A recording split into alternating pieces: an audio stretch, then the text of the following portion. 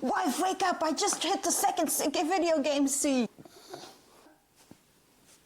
Morning, Good morning. Welcome back to Tentacle Quill.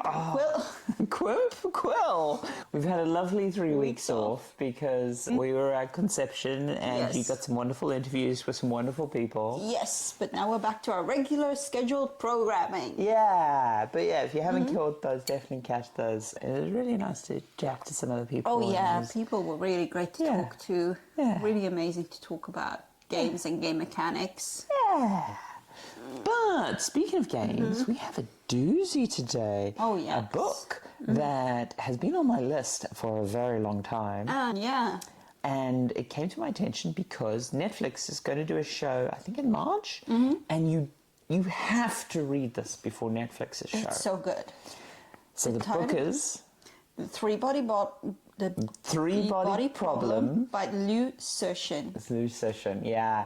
So a Chinese author, and it's a trilogy, but we just read the first book, and the Netflix adaptation is just going to be the first season, like the Chinese show was. Yes. Definitely need to read it before that show. Yes. And even the Chinese show, which is a lot more faithful to the book, you should probably read the book beforehand because, like, there's so many they make nods. a lot of little nods to it. Yeah.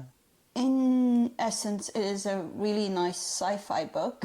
Such a good sci-fi book. Yeah. So, sci-fi, it is definitely hard sci-fi. Definitely, yes. Definitely hard sci-fi. And the reason why I'm so keen for you to read it before the Netflix adaptation is it's so nice to read a speculative fiction book by someone with a different cultural context. Yes. Now, up front, we almost dropped the book because the opening of the book Is very intense. it goes through the Chinese Cultural Revolution, and it's a really good reason why it goes through that. You know, but the thing is even if you've studied the Cultural Revolution, when a Western writer reaches for Western mythology to help the reader through and to bring the reader through and to echo themes, it feels comfortable, it's easy, it's familiar. You already have a frame of reference.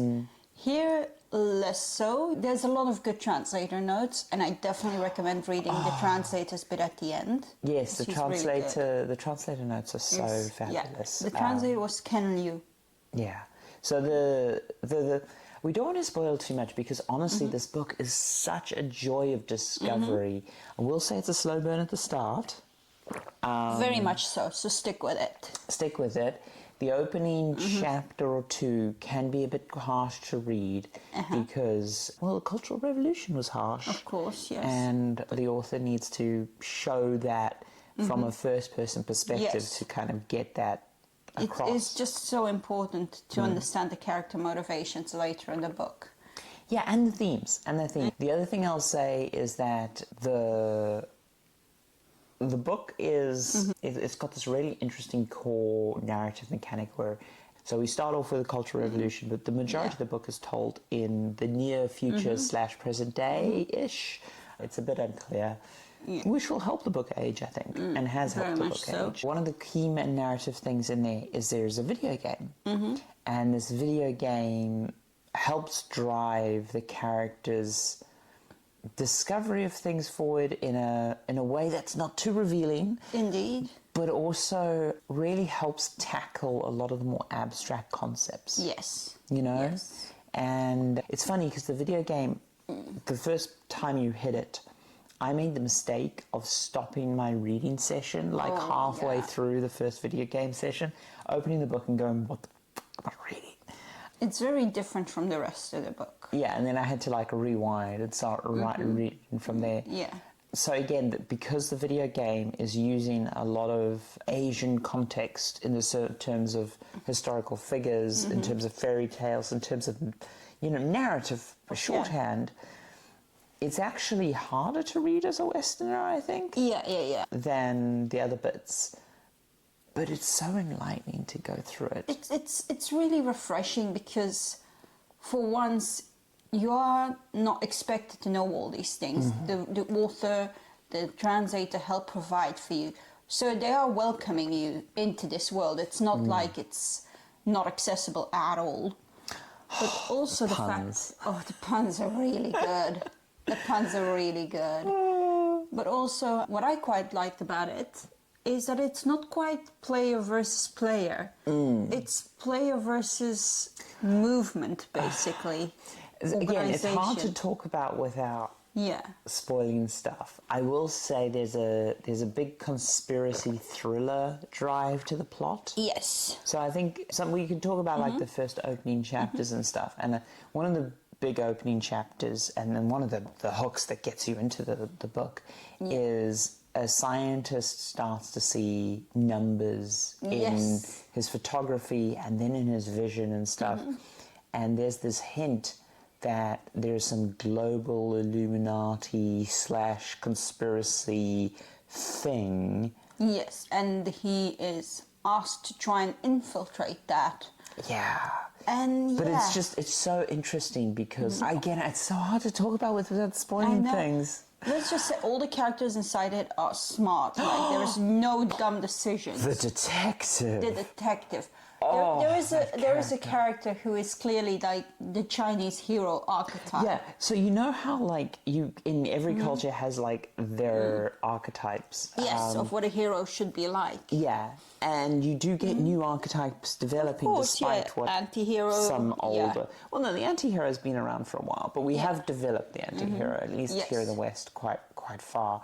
You know, everyone's like, oh, there's been no new the whole hero's journey. There's only like so many. every story has been told. Like no, it's No, it really hasn't. The society evolves. But what's interesting is this police detective is so clearly He's a very narrative down to earth. trope Yes. for China. Yes.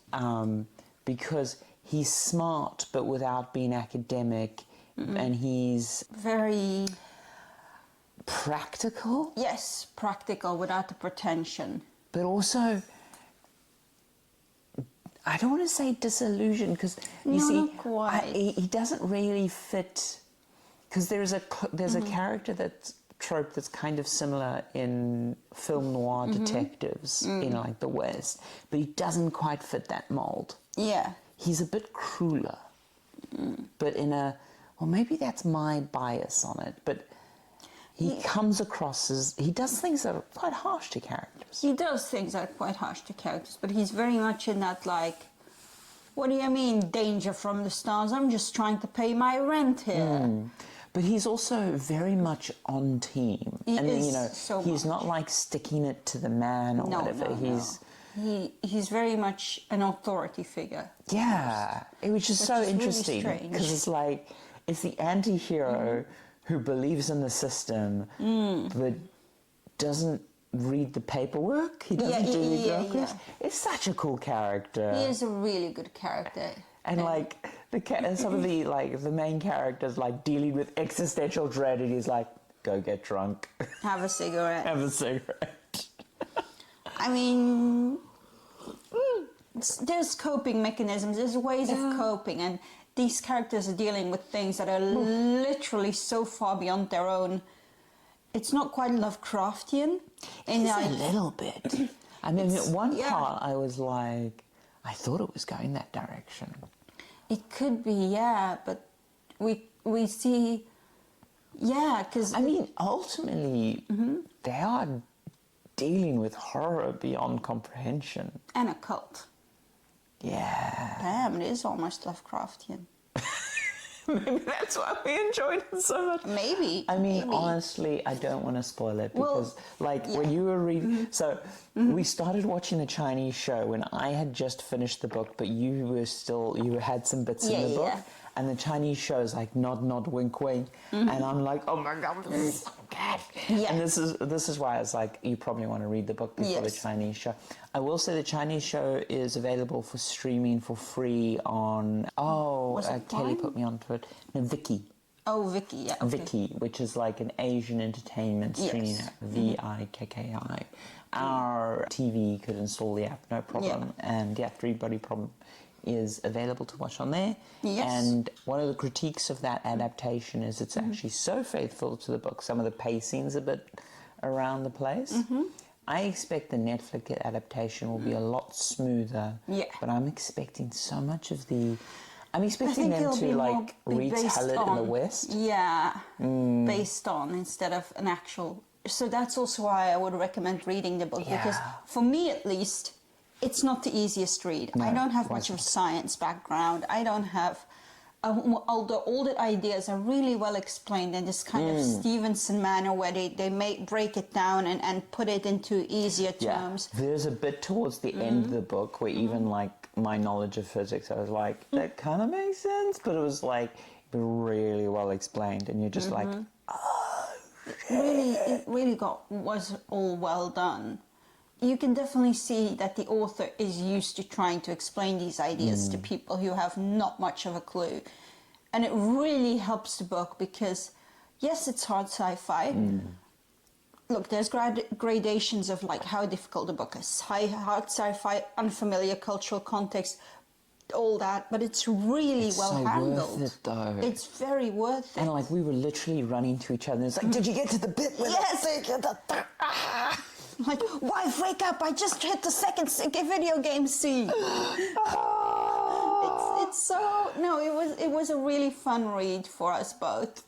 Take your time with it. You don't need to rush it. Yeah. The only thing I will say is if you get to the first video game section, read through that. Don't stop halfway through because you may find you want to rewind. And also if you're in the middle of the characters like discovering a bit of science or figuring something out, it's probably best to read through it.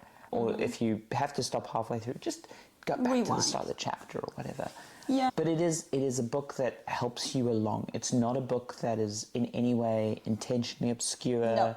It's not a book that is designed to only be understood on a reread. No. It's a well-written book, and It's very well written. as I say, I think if you are well translated. yeah, and I think if you are familiar with the cultural context, it's probably even easier to read. And as I say, the only thing that almost stopped us reading was the opening. The opening chapter is harsh. It's brutal, but it's so important for the book. Yeah. And also, while I am saying it's not the easiest read, I read on Kindle because it often lets me like look up words, go into Wikipedia.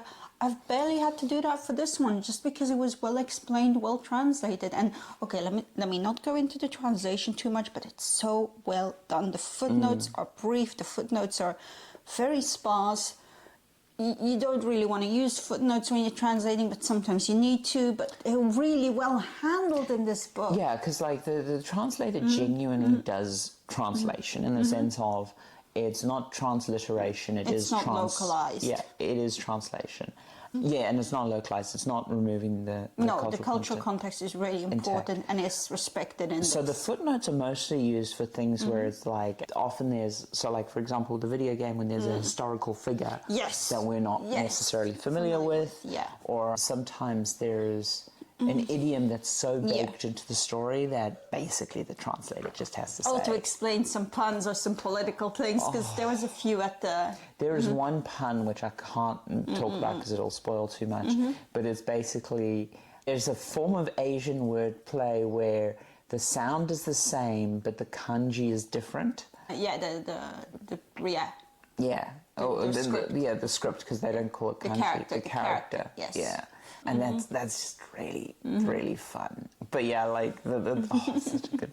But yeah, no, honestly, one of my best sci-fi reads in ages. It won the Hugo, I think. I'm not 100% sure. I'll have to remember. look it up. Shadaki, thank you. Thank you.